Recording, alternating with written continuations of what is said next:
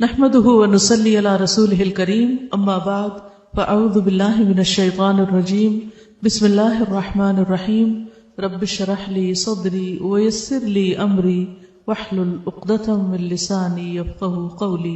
آج ہم انشاءاللہ جاگنے کے آداب اور اذکار پڑھیں گے کہ صبح جب آپ کی آنکھ کھلے تو آپ کیا کریں، اپنے دن کا آغاز کس طرح سنت کے مطابق کریں۔ سب سے پہلی چیز ہے چہرے پر سے نیند کے آثار کو مٹانا۔ حدیث میں آتا ہے، ابن عباس سے روایت ہے کہ رسول اللہ صلی اللہ علیہ وسلم نیند سے بیدار ہوئے اور نیند کے آثار کو ختم کرنے کے لیے چہرے پر ہاتھ پھیرنے لگے۔ چہرے پر ہاتھ پھیرنے لگے کس طرح؟ جیسے بچے کرتے ہیں نا، مٹھیاں بند کر کے اور آنکھوں کے اوپر ہاتھ پھیرنا۔ اور پھر اسی طرح اگر انسان یہ سمجھتا ہے کہ اس کا جسم اکڑا ہوا ہے یا کسی اور جگہ پر اس کو خود اپنے آپ کو دبانے کی ضرورت ہے تو اپنے اپنی طبیعت کے مطابق آپ خود کو جگانے کے لیے کوئی بھی طریقہ اختیار کر سکتے ہیں۔ بعض لوگ اکوپریشر کے ساتھ اپنی ٹریٹمنٹ خود کرتے رہتے ہیں۔ اگر کسی بھی طرح آپ کو صبح اٹھنے میں مشکل پیش آتی ہے، کسی بیماری کی وجہ سے، کسی ایسی تھکاوٹ کی وجہ سے کہ ساری رات سونے کے باوجود آپ نہیں جاگ پاتے پراپر طریقے سے، تو اس صورت میں آپ کو ضرور ایسے طریقے سیکھ لینے چاہیے کہ جب اٹھیں آپ تو واقعی فریش ہوں اور دن کا آغاز پراپر طریقے سے کر سکیں، کیونکہ جس چیز کا آغاز اچھا نہ ہو اس کا انجام کیا اچھا ہوگا۔ تو اس میں ہمیں بہت کانشیسلی اور بہت توجہ کے ساتھ اپنی اصلاح کے طریقے سوچنے ہیں کہ ہم جب اٹھیں تو ایک تو سنت کے مطابق عمل کریں، اور اس کے علاوہ اگر ہمیں کسی بھی طرح سے ضرورت ہے اپنے علاج کی تو اس پر بھی توجہ دیں۔ سو کر اٹھنے کے بعد ہاتھ وغیرہ دھو لینے چاہیے۔ رسول اللہ صلی اللہ علیہ وسلم نے فرمایا، جب تم میں سے کوئی نیند سے بیدار ہوا تو اپنے ہاتھ کو وضو کے پانی میں ڈالنے سے پہلے دھو لے، اس لیے کہ تم میں سے کوئی یہ نہیں جانتا کہ رات کو اس کا ہاتھ کہاں تھا۔ ابھی تو ٹیپ وغیرہ ہوتی ہے نا، تو ٹیپ کو تو آپ ویسے ہی کھول لیتے ہیں، لیکن جب باقاعدہ کوئی ایسے لوٹے وغیرہ یا ایسی چیزیں نہیں ہوتی تھی، وضو کے لیے پانی لپ بھر کے، یعنی اب تو ہے نا کہ مگ وغیرہ ہوتے ہیں اس کے ذریعے لوگ پانی نکال لیتے ہیں، لیکن پہلے زمانے میں اور آج بھی بہت سی جگہوں پر ایسے حالات ہیں کہ لوگ ہاتھوں سے ہی پانی لیتے ہیں، تو گندے ہاتھ کو پانی میں نہیں ڈالنا چاہیے۔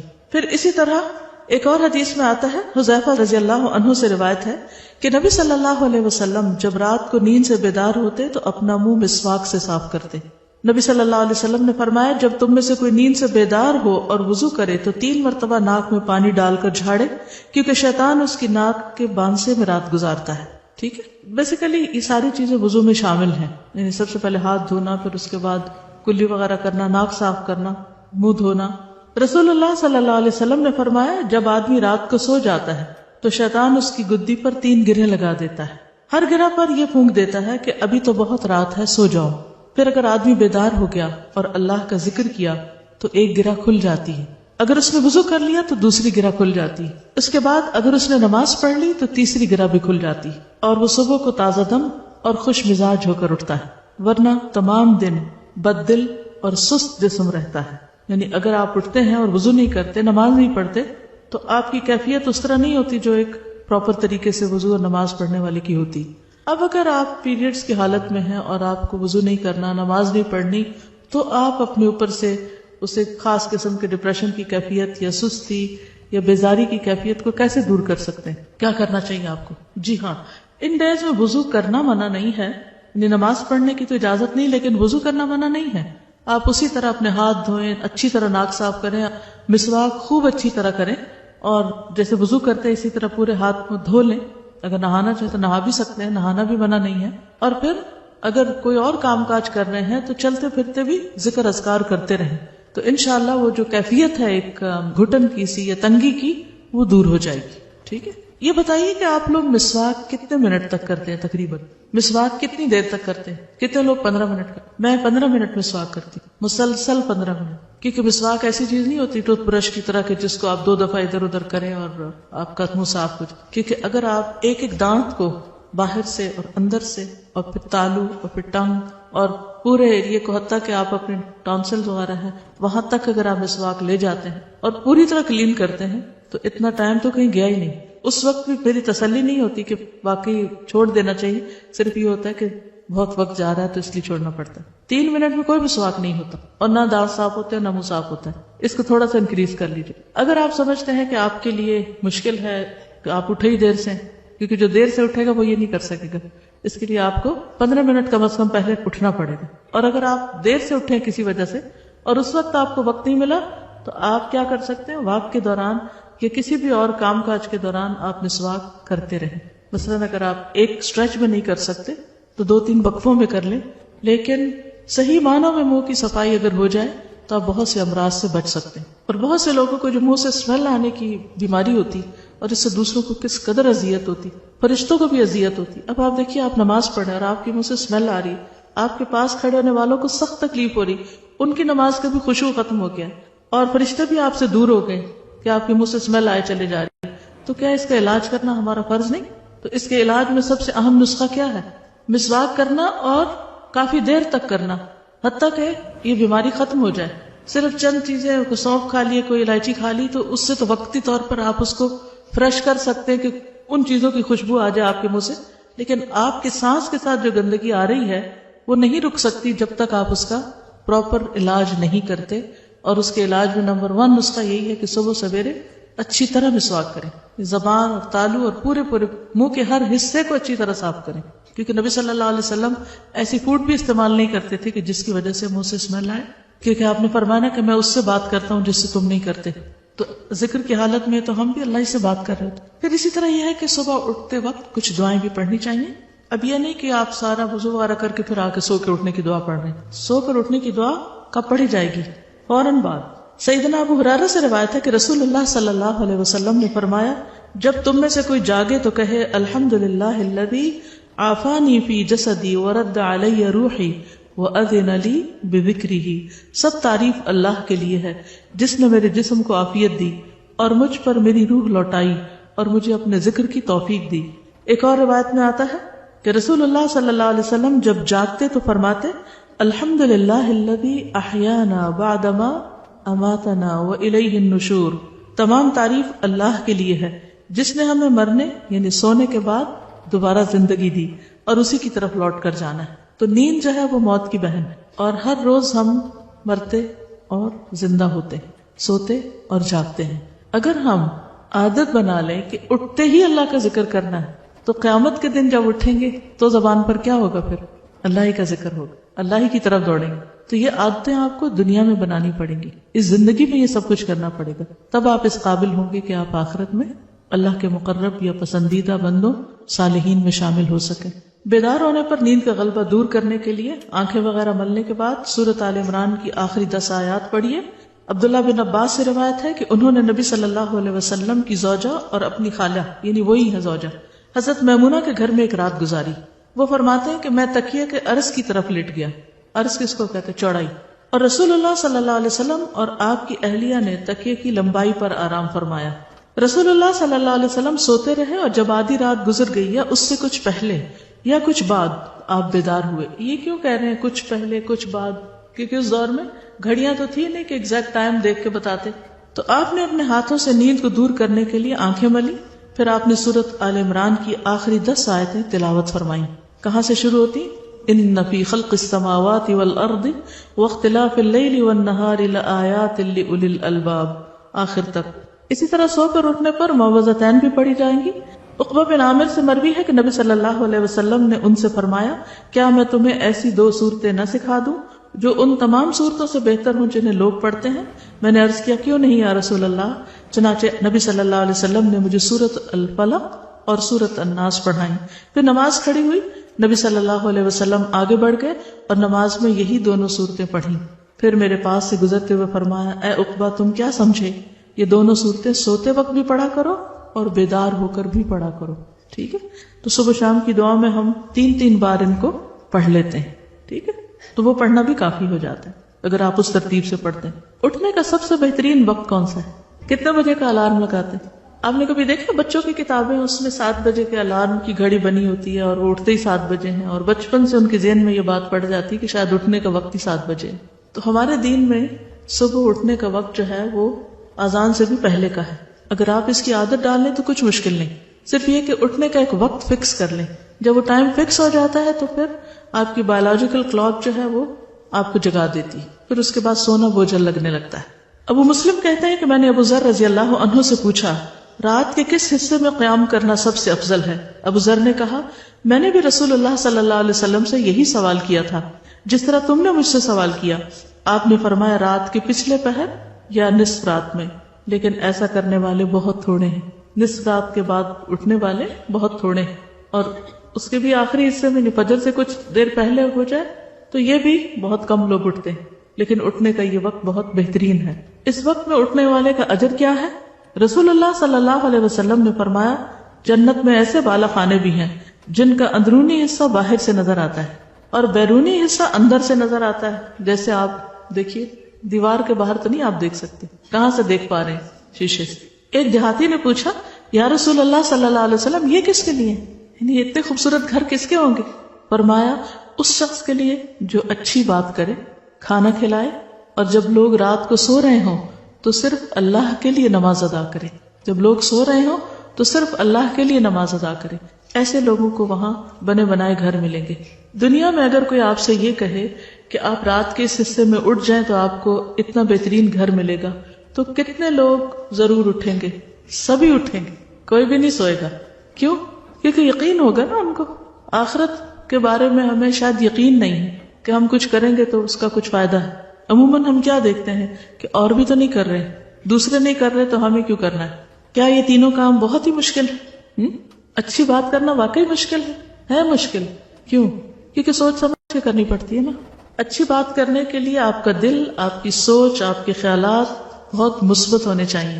اگر آپ کا دل اچھا نہیں، آپ کی سوچ مثبت نہیں، تو آپ کی بات کبھی بھی اچھی نہیں ہو سکتی. بھلے آپ حدیثیں بھی کوٹ کریں، قرآن کی آیات بھی سنائیں، تو بھی لوگ کیا کرتے ہیں؟ موقع محل کے بغیر اپنے فائدے میں جو حدیثیں اور آیتیں آتی ہیں وہ دوسروں کو مارتے رہتے ہیں. سناتے نہیں، مارتے رہتے ہیں. کیوں؟ کیونکہ انہوں نے اپنا کوئی مقصد پورا کرنا ہوتا ہے، لہٰذا وہ اس طرح کی کوئی حدیث یا آیت دوسروں کو سنائیں گے. بظاہر دیکھنے میں اچھی بات ہے آیت اور حدیث، لیکن کیا اس کا امپیکٹ بھی وہ آ رہا ہے؟ جس کو آپ کسی ایسے موقع پر آیت سنا رہے ہیں کہ وہ سننے کو تیار نہیں، یا وہ اس کے فائدے میں نہیں، آپ کے اپنے فائدے میں ہے، تو ہو سکتا ہے کہ وہ شخص اور زیادہ دین سے دور ہو جائے. تو آپ نے قرآن سنا کر لوگوں کو اللہ کی محبت اگر نہیں دلائی اور دور کر دیا، تو پھر آپ کے اس سنانے کو اچھی بات کہی جائے گی. اچھی بات کرنا کیوں مشکل ہے؟ کوئی بتائے گا؟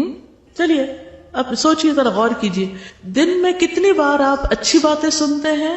کلاسز وغیرہ کو چھوڑ دیجیے، عام روزمرہ زندگی کی بات ہے، اور لوگوں کے ساتھ معاملہ کرنے کی، گھر والوں کی، آپ کے بہن بھائی آپ سے جو باتیں کرتے ہیں یا آپ ان سے جو بات کرتے ہیں، یا اپنے نیبرز کے ساتھ یا اپنی کلاس فیلوز کے ساتھ انفارمل جو آپ کی باتیں ہوتی ہیں، یا آپ کو جو سننے کو ملتی ہیں دوسروں سے، آپ کچھ بتائیں گے کہ ان میں سے کتنی فیصد باتوں پہ آپ بہت خوش ہوتے ہیں، آپ کا دل خوش ہو جاتا ہے، آپ کی روح سیراب ہو جاتی ہے، اور آپ کے اندر ایک موٹیویشنل لیول بڑھ جاتا ہے.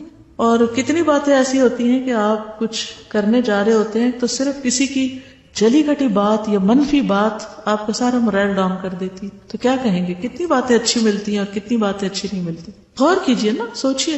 دیکھیے اس بات پر میں کیوں ٹھہری ہوں کہ اگرچہ بات ہو رہی تھی صبح جلدی اٹھنے کی، لیکن بعض لوگ تہجد بھی پڑھ لیتے ہیں، صبح جلدی بھی اٹھ جاتے ہیں، لیکن بات اچھی نہیں کرنا جانتے. دوسری بات جو تھی وہ تھی کھانا کھلانا، اور تیسری بات جب لوگ رات کو سو رہے ہوں تو صرف اللہ کے لیے نماز ادا کرنا، صرف اللہ کے لیے، دکھاوے کے لیے نہیں. نبی صلی اللہ علیہ وسلم نے فرمایا اللہ تعالیٰ 3 قسم کے لوگوں سے محبت کرتا ہے. جاننا چاہتے ہیں کہ وہ کون ہے؟ اور پھر یہ بھی دیکھیے کہ کیا ہم ان میں ہیں کہ نہیں. ان پر ہنستا ہے اور ان سے خوش ہوتا ہے. ایک وہ آدمی کہ اس کی جماعت فرار ہو گئی، یعنی سارے بھاگ گئے، لیکن وہ ان کے بعد اللہ کے لیے لڑتا رہا، قتل ہو گیا، یا اللہ تعالیٰ نے اس کی مدد کی اور اسے کفایت کی. اللہ تعالیٰ ایسے آدمی کے بارے میں کہتا ہے میرے بندے کی طرف دیکھو، وہ اپنے آپ سے کیسے صبر کروا رہا ہے. اب آپ کہیں گے کہ ہم تو نہ جنگ کرنے والوں میں سے، نہ کہیں جانے والوں میں سے، تو ہم پہ تو یہ لاگو ہی نہیں آتی بات. کس اور موقع پر ایسا ہو سکتا ہے کہ کسی چیز سے سب بھاگ جائے اور آپ پھر بھی جمے رہیں؟ صفائی ڈیوٹیز، ٹھیک ہے، یعنی سب بھاگ گئے، سب چلے گئے، سب چھوڑ گئے چیزیں یا کام پورا نہیں کیا، اور آپ ایک ایک کا کام پیچھے سے سمیٹ رہے ہیں، چیزیں اکٹھی کر رہے ہیں، اور بڑبڑا بھی نہیں رہے، اور صرف اللہ کی خاطر سب کچھ کر رہے ہیں. اکیلے کام کرنا پھر مشکل تو ہوتا ہے، لیکن اتنا مشکل نہیں. جب آپ کے ساتھ والے چلے جاتے کسی کام کو چھوڑ کر، اس وقت کوئی بھی اچھا کام کرنا اور اس پر جمے رہنا وہ سب سے مشکل وقت ہوتا ہے. ایسے بندے سے اللہ محبت کرتا ہے کہ جب کوئی نہ کر رہا ہو اور وہ خیر اور بھلائی کا کام کرتا رہے. مثلا جب سب نماز پڑھ رہے ہوتے ہیں تو ان کے ساتھ مل کے نماز آسان ہوتی ہے، لیکن جب فرض پڑھ کے سارے ادھر ادھر کھسک جائیں تو آپ کے لیے سنت نفل پڑھنا کتنا مشکل ہوتا ہے. اور اس وقت آپ پھر جم کے لگے رہیں کہ نہیں مجھے تو اپنے رب کی خاطر یہ کام کرنا ہی ہے. تو جب کوئی نہ کر رہا ہو اس وقت نیکی کا کام کرنا یہ زیادہ اجر و ثواب کا باعث ہے. دوسرا وہ آدمی جس کی بیوی خوبصورت اور اس کے پاس بہترین نرم بستر ہے لیکن وہ قیام کرنے کے لیے رات کو کھڑا ہو جاتا ہے. اللہ تعالیٰ کہتا ہے میرے بندے نے اپنی شہوت کو ترک کر دیا اور میرا ذکر کر رہا ہے اور مجھ سے سرگوشی کر رہا ہے. اگر یہ چاہتا تو سو بھی سکتا تھا، آرام بھی کر سکتا تھا، لیکن اس نے سب آرام اس لیے چھوڑا کہ مجھ سے بات کرے آ کر. ہم میں سے اکثر لوگ اللہ سے محبت کے بڑے دعوے کرتے ہیں، لیکن ہم کس کس موقع پر اس کا عملی ثبوت بھی دیتے ہیں. جس سے ہمیں محبت ہوتی ہے ہمارا کیا دل چاہتا ہے کہ ہم اس سے اکیلے میں بات کریں، نہیں اکیلے میں بات کریں. مجھے حیرت ہوتی ہے کہ ہم کہتے ہیں ہمیں اللہ سے بڑی محبت ہے اور اکیلے میں اس وقت جب سب سو رہے ہوں ہم بات کرنے کے لیے اٹھے ہی نہ اور تیار ہی نہ ہو.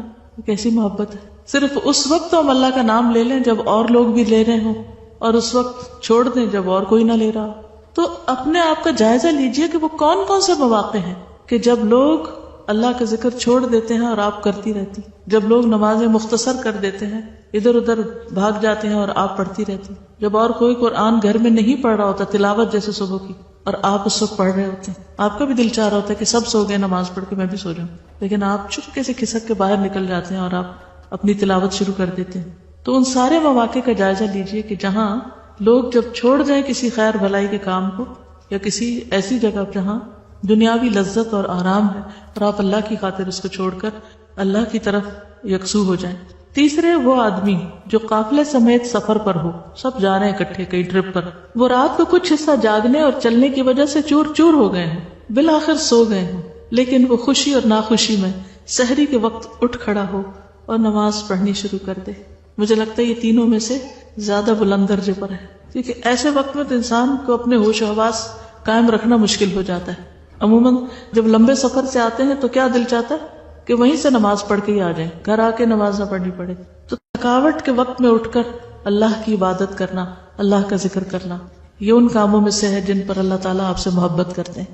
پھر تہجد کا وقت قبولیت کا خاص وقت ہے. سیدنا ابو ہریرہ سے روایت ہے کہ رسول اللہ صلی اللہ علیہ وسلم نے فرمایا ہمارا مالک اور رب تبارک و تعالی ہر رات کو جس وقت آخری انتہائی رات باقی رہ جاتی آسمان دنیا کی طرف نزول فرماتا ہے اور ارشاد فرماتا ہے کون ہے جو مجھ سے دعا کرے تو میں اس کی دعا قبول کروں، کون ہے جو مجھ سے مانگے تو میں اس کو عطا کروں، کون ہے جو مجھ سے مغفرت اور بخشش چاہے تو میں اس کو بخش دوں. اللہ کا قرب حاصل کرنے کا ذریعہ. ابو امامہ سے روایت ہے کہ رسول اللہ صلی اللہ علیہ وسلم نے فرمایا کہ نماز تہجد کی پابندی کرو، کیونکہ یہ پابندی تم سے پہلے قوموں کے نیک لوگوں کا طریقہ اور شعار رہا ہے، اور یہ تمہارے لیے اپنے رب کا قرب حاصل کرنے کا بہترین طریقہ ہے اور کوتاہی کو مٹانے والا اور گناہوں سے باز رکھنے والا ہے. یعنی تہجد انسان کے اندر ایسی طاقت پیدا کرتے ہیں کہ انسان برائیوں سے بچ جاتا ہے، برائیوں کی اٹریکشن کم ہو جاتی ہے. پھر شکر گزاری کا ذریعہ ہے. سیدنا مغیرہ بن شعبہ سے روایت ہے کہ رسول اللہ صلی اللہ علیہ وسلم نے اس قدر طویل قیام فرمایا، یعنی رات کو لمبی نماز پڑھی کہ آپ کے قدم مبارک سوج گئے. تو آپ سے عرض کیا گیا آپ ایسا کیوں کرتے ہیں جبکہ آپ تو گناہوں سے پاک ہیں؟ آپ نے فرمایا کیا اللہ سبحانہ وتعالیٰ کے لیے زیادہ شکر کرنے والا بندہ نہ بنوں جو اس نے احسان مجھ پر کیا، یعنی شکر گزاری میں زیادہ عبادت نہ کروں. پھر اسی طرح یہ کہ اگر آپ تہجد پڑھ رہے ہو تو اس وقت اگر آپ کو قرآن مجید کا کچھ حصہ زیادہ یاد ہے تو آپ زبانی پڑھ سکتے ہیں، ورنہ مصحف کھول کے بھی پڑھ سکتے ہیں تاکہ طویل قیام ہو، طویل قرات ہو. نبی صلی اللہ علیہ وسلم رات کی نماز میں قرات کبھی بلند آواز سے کرتے اور کبھی آہستہ آواز سے، دونوں طرح کر سکتے ہیں. اور آپ نے دیکھا ہوگا کہ کبھی طبیعت ایسی ہوتی ہے کہ دل چاہتا ہے کہ بلند پڑھا جائے اور کبھی کبھی صبح اٹھ کے دل چاہتا ہے کہ آہستہ آہستہ ہی ٹھیک ہے. تو دونوں طریقے موجود ہیں. عاصم بن حمید فرماتے ہیں کہ میں نے حضرت عائشہ سے سوال کیا کہ رسول اللہ صلی اللہ علیہ وسلم اپنا قیام اللیل کس چیز سے شروع فرماتے؟ انہوں نے کہا تم نے مجھ سے وہ بات پوچھی جو پہلے کسی نے نہیں پوچھی.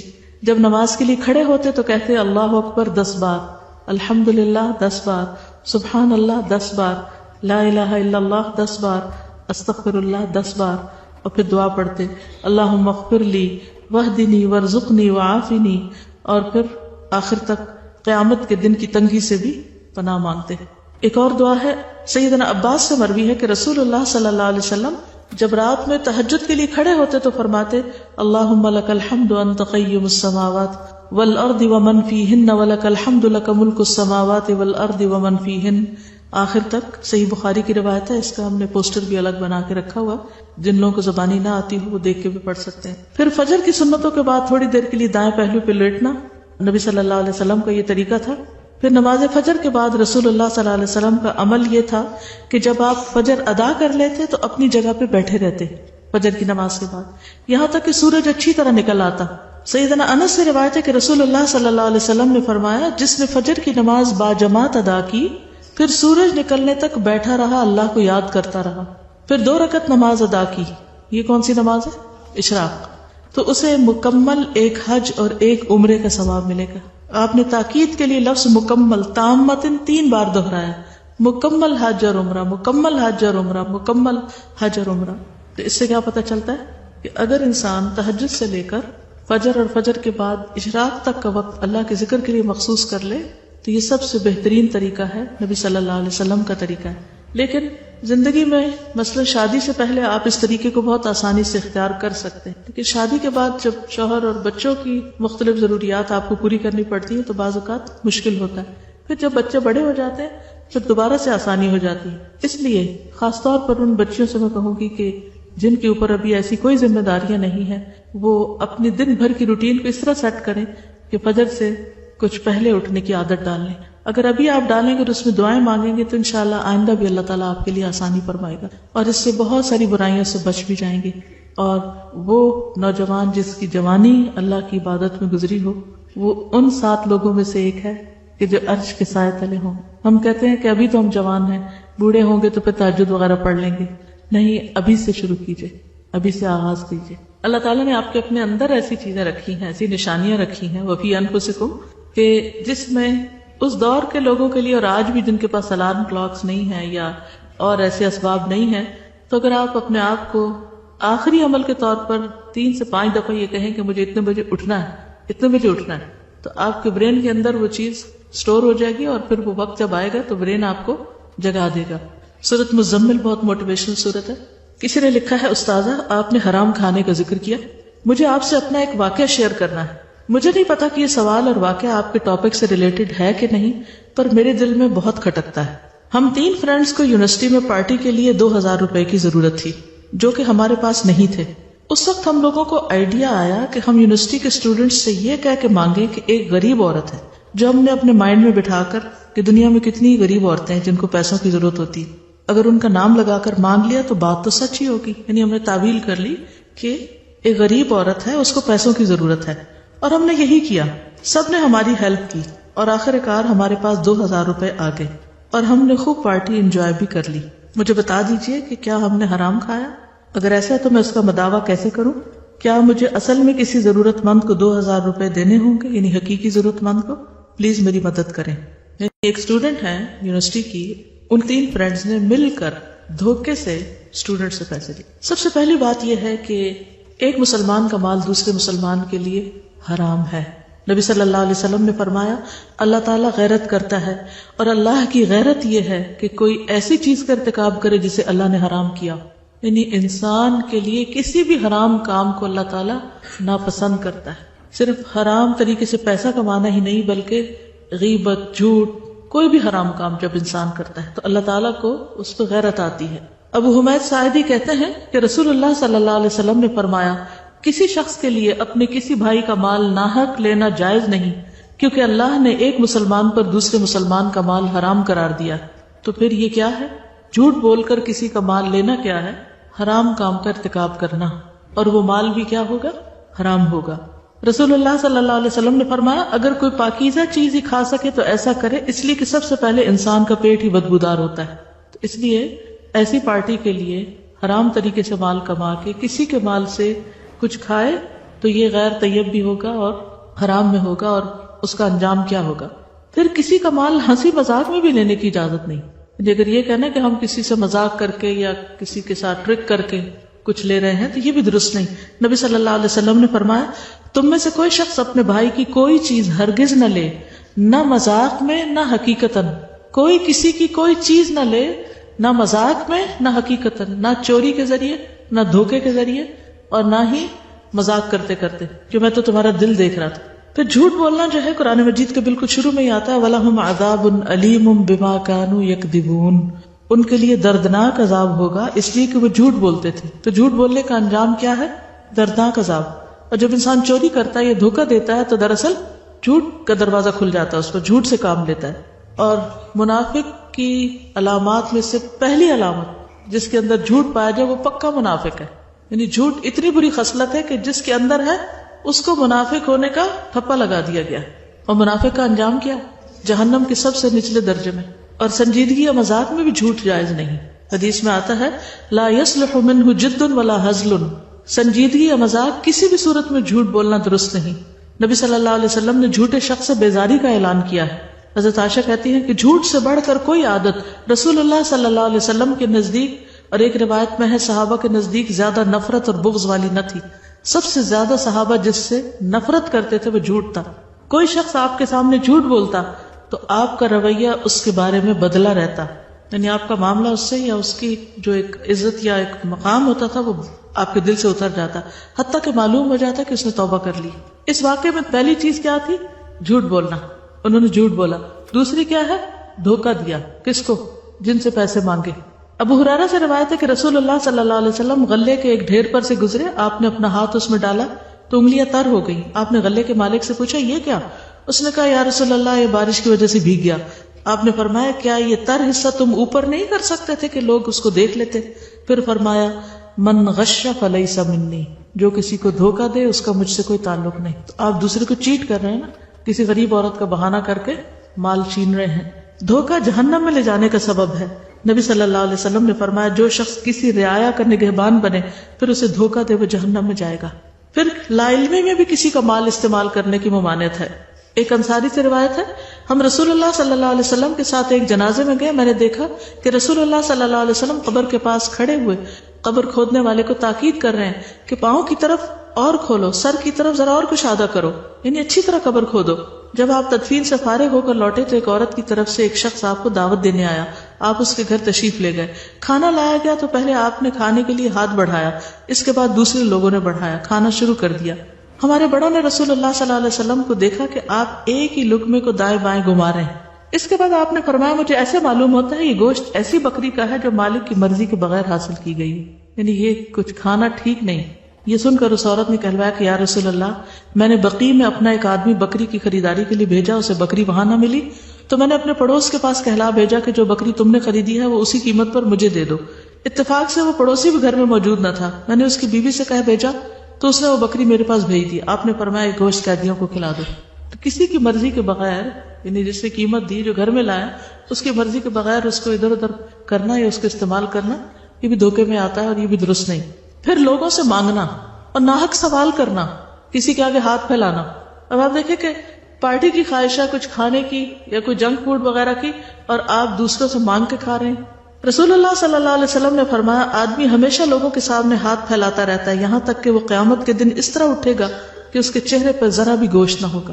تو چہرے پہ اگر گوشت نہ ہو تو یہ کس بات کی علامت ہے؟ بدصورت ہونے کی. اور کتنا بھیانک چہرہ، آپ سوچئے ذرا. اگر کوئی کھوپڑی آپ نے ایسی دیکھی ہو جس کے اوپر سے گوشت اتر چکا ہو، اس کے دانت نکلے ہوئے ہوں اور اس کی آنکھیں اندر کو گھسی بھی ہوں، کیا صورت اس کی ہوگی؟ تو جو لوگ دوسروں سے مانگتے رہتے ہیں ان کے آگے ہاتھ پھیلاتے رہتے ہیں، اور خصوصی طور پر وہ لوگ جو صرف اپنی خواہشات کے لیے ہاتھ پھیلاتے ہیں. کسی سے کہتے ہیں میرے فون میں کریڈٹ ڈلوا دو، کسی کو کہتے ہیں کہ مجھے کھانا کھلا دو، کسی کو کچھ کسی کو کچھ. کیونکہ مانگنے کی بھی ایک عادت ہوتی ہے بری. جب وہ عادت پڑ جاتی ہے تو پھر انسان باز نہیں آتا. اس کو اس وقت تک چین ہی نہیں آتا جب تک وہ کسی نہ کسی سے کچھ ہتھیار نہ لے، کچھ لوٹ نہ لے. تو یہ عادت بھی بہت ہی بری. رسول اللہ صلی اللہ علیہ وسلم نے فرمایا جس نے محتاجی کے بغیر سوال کیا گویا وہ آگ کے انگارے کھا رہا ہے، یعنی اسے حقیقی ضرورت نہیں ہے. تب یہاں اس پارٹی میں کوئی حقیقی ضرورت نہیں تھی. تو اگر کوئی شخص اس طریقے پر کسی سے کچھ مانگ کے کھا رہا ہے تو پیٹ میں آگ کھا رہا ہے. رسول اللہ صلی اللہ علیہ وسلم نے فرمایا جو ناقابل برداشت محتاجی کے بغیر مانگے، یعنی حد سے زیادہ مجبور ہو جائے، جو اس کو یا اس کے گھر والوں کو لاحق ہو، وہ قیامت کے دن ایسا چہرہ لے کر آئے گا جس پر گوشت نہ ہوگا. رسول اللہ صلی اللہ علیہ وسلم نے فرمایا مالدار آدمی کا مانگنا قیامت کے دن اس کے چہرے پر بدنما دھبا ہوگا. یعنی آپ کے پاس ہے اور پھر بھی آپ مانگ رہے ہیں لوگوں سے. رسول اللہ صلی اللہ علیہ وسلم نے فرمایا جو شخص اپنے اوپر سوال کا دروازہ کھولتا ہے، اللہ اس پہ فقر و فاقہ کا دروازہ کھول دیتا ہے. تو یہ عمل کسی بھی اعتبار سے، کسی بھی گوشے سے، اس میں ایک نہیں کئی ایک خرابیاں ہیں، کسی بھی اعتبار سے یہ عمل درست نہیں. انسان کسی سے مانگ مانگ کر پارٹی کرے. اسی لیے آپ نے دیکھا ہوگا کہ شروع سے الہدیٰ میں ہمیشہ پارٹی کے موقع پر ایک ڈبہ رکھ دیا جاتا. مجھے نہیں معلوم اب کیا روایت ہے یا نہیں، لیکن ہمیشہ ڈبہ رکھ دیا جاتا کہ سب لوگ اس میں ڈال دیں، جو اس میں سے نکلا اتنی پارٹی کر لیں گے، جو جتنا کنٹریبیوٹ کرنا چاہتا ہے. لیکن مانگ مانگ کے کہ تم ادھر لاؤ، تم لاؤ، تم لاؤ، پھر ہم اس کی پارٹی، کس قسم کی پارٹی جو مانگے تانگے پر ہو. اب ایسے اگر ہو چکا کسی سے، کسی نے کسی کا مال چرایا یا ہتھیایا یا دھوکہ دے کے لیا یا مانگا یا کچھ بھی کیا، تب کیا کرنا چاہیے؟ ازالہ تو کرنا ہے نا دنیا میں. کیا کرنا چاہیے؟ نہیں پتا. توبہ کرنی چاہیے. یہ تو میں ایکسپیکٹ کر رہی تھی کہ سارے ایک دم توبہ کا لفظ بولیں گے، لیکن شاید ادھر خیال ہی نہیں کیا کہ توبہ کرنے کی چیز، کیونکہ انہوں نے آخر میں یہی پوچھا ہے کہ میں دعویٰ کیسے کروں، اب جو ہو گیا وہ ہو گیا، اب کیا کروں. تو اس میں ایک اچھی چیز یہ ہے کہ انہوں نے سوال کیا اور پھر اپنی فکر مندی کا اظہار کیا اور یہ اس کا مداوع بھی کرنا چاہتی ہیں.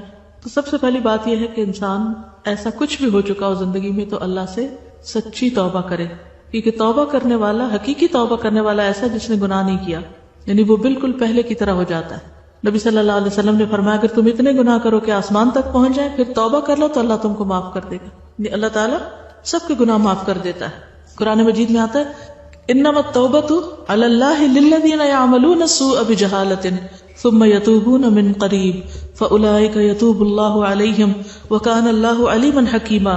سورۃ النساء 17. اللہ تعالیٰ پر قبولیت توبہ کا حق صرف ایسے لوگوں کے لیے ہے جو نادانستہ جب کوئی برا کام کر بیٹھتے تو جلدی توبہ کر لیتے ہیں. اللہ ایسے ہی لوگوں کی توبہ قبول کرتا ہے اور اللہ سب کچھ جاننے والا اور حکمت والا ہے. تو کیا کرنا چاہیے؟ دیر نہیں کرنی چاہیے توبہ کرنے میں، فوراً ہی کر لینی چاہیے. اس کے لیے اچھی طرح وضو کر کے 2 نفل انسان پڑھے جس میں اپنے نفس سے کوئی بات نہ کرے، یعنی پوری توجہ سے نماز پڑھے تو اللہ تعالیٰ ایسے شخص کے گزشتہ گناہ معاف کر دیں گے. بہتر تو یہ کہ جن لوگوں سے پیسے لیے گئے انہی کو لوٹائے جائیں، لیکن اگر ایسا ممکن نہ ہو تو کسی بھی ضرورت مند کو وہ 2000 روپے دے دیے جائیں، کیونکہ توبہ میں کیا شامل ہے کہ جو کسی کا مال ہتھیایا اس کو لوٹایا جائے، کیونکہ دینے والوں نے کس نیت سے دیا تھا؟ ضرورت مند عورت کو دینے کے لیے، تو اتنا ہی پیسہ کسی ضرورت مند عورت کو دے دیا جائے. سہل بن سعد سے روایت ہے کہ حضرت علی رضی اللہ تعالیٰ عنہ فاطمہ رضی اللہ تعالیٰ عنہ کے پاس آئے تو حضرت حسن اور حسین رو رہے تھے. پوچھا کیوں رو رہے ہیں؟ کہا بھوک کی وجہ سے. حضرت علی باہر نکلے تو انہیں بازار میں دینار پڑا ملا. فاطمہ کے پاس آئے اور بتایا. انہوں نے کہا فلاں یہودی کے پاس جائیں آٹا لیں. یہودی کے پاس آئے، اس سے آٹا خریدا. یہودی نے کہا کہ آپ اس شخص کے داماد ہیں جو کہتا ہے میں اللہ کا رسول ہوں؟ انہوں نے کہا ہاں. یہودی نے کہا اپنا دینار واپس لے لیں اور آٹا لے جائیں. وہاں سے حضرت علی آٹا لے کر حضرت فاطمہ کے پاس ہے، ساری بات بتائی. انہوں نے کہا فلاں قصائی کے پاس جائیں گوشت لے آئے. وہ گئے اور اس کے پاس دینار گروی رکھوا دیا اور 1 دینار کا گوشت لے آئے. بس حضرت فاطمہ نے آٹا گوندا، ہنڈیا چولہے پر رکھی، روٹی پکائی، نبی صلی اللہ علیہ وسلم کو بلا بھیجا. آپ تشریف لائے. فاطمہ رضی اللہ تعالیٰ عنہ نے کہا یا رسول اللہ میں آپ کو بتاؤں اگر آپ اسے حلال فرمائیں تو ہم کھائیں گے اور آپ بھی ہمارے ساتھ کھائیں. اور اس کا حال یہ ہے، پورا قصہ بتایا. آپ نے فرمایا کھاؤ. اللہ کا نام لے کر سب نے کھایا. ابھی اپنی جگہ بیٹھے تھے کہ ایک لڑکا اللہ اور اسلام کا واسطہ دے کر اپنا گم شدہ دینار ڈھونڈ رہا تھا. تو رسول اللہ صلی اللہ علیہ وسلم کے حکم دینے پر اسے بلایا گیا. پوچھنے پر اس نے کہا میرا بازار میں اب دینار گرا ہے. آپ نے فرمایا علی اس قصاب کے پاس جاؤ، اس سے کہو کہ رسول اللہ صلی اللہ علیہ وسلم فرماتے وہ دینار میرے ہاں بھیج دو، کیونکہ گروی رکھا تھا جا کے. تمہارا دینار میرے ذمہ ہے. چنانچہ اس نے دینار بھجوا دیا. آپ نے اس لڑکے کے حوالے کیا. یعنی ویسے بھی وہ خرید کے نہیں لائے تھے بلکہ صرف ڈپازٹ کرایا تھا، کیونکہ ہو سکتا نیت یہی ہو کہ جو مالک ملے گا تو اس کو واپس کر دیا جائے گا جب تک قرضہ اتارنے کے قابل ہو جائے. تو اس میں بھی آپ دیکھیں کہ جب مالک مل گیا تو کیا کیا؟ واپس کر دیا. جب ایسے گناہ ہو جائے تو اس کے بعد نیکیاں کرنے کی طرف اور زیادہ توجہ کرنی چاہیے، کیونکہ ان الحسنات یذھبن السیئات. رسول اللہ صلی اللہ علیہ وسلم نے فرمایا جب تم سے کوئی گناہ ہو جائے تو اس کے بعد کوئی نیکی کرو. یعنی وہ 2000 تو دینا ہی دینا، وہ تو ایک فرض ہے، لیکن اس کے علاوہ انسان ویسے صدقہ خیرات کرتا رہے. نبی صلی اللہ علیہ وسلم نے فرمایا اتبع السیئۃ الحسنۃ تمحوها. اگر تم سے گناہ ہو جائے تو اس کے بعد نیکی کر لیا کرو جو اسے مٹا دے گی. پھر استغفار کثرت سے کرے انسان، تسبیحات پڑھے، اور ان تسبیحات میں استغفر اللہ الذی لا الہ الا هو الحی القیوم واتوب الیہ. تو جو شخص یہ پڑھے گا اس کے پچھلے گناہ معاف کر دیے جائیں گے، اگرچہ اس نے کفار کے مقابلے سے بھاگنے کے گناہ عظیم کا ارتکاب ہی کیوں نہ کیا، کبیرہ گناہ ہی کیوں نہ ہو. رسول اللہ صلی اللہ علیہ وسلم نے فرمایا جو شخص سبحان اللہ وبحمدہ ایک دن میں 100 بار کہے تو اس کے گناہ معاف کر دیے جاتے ہیں، اگرچہ سمندر کی جھاگ کے برابر ہی کیوں نہ ہو. تو اللہ تعالیٰ سے دعا ہے کہ اللہ تعالیٰ ان کی مغفرت فرمائے اور ہم سب کو بھی بخش دے اور ہمیں صحیح راستے پر چلنے کی توفیق عطا فرمائے.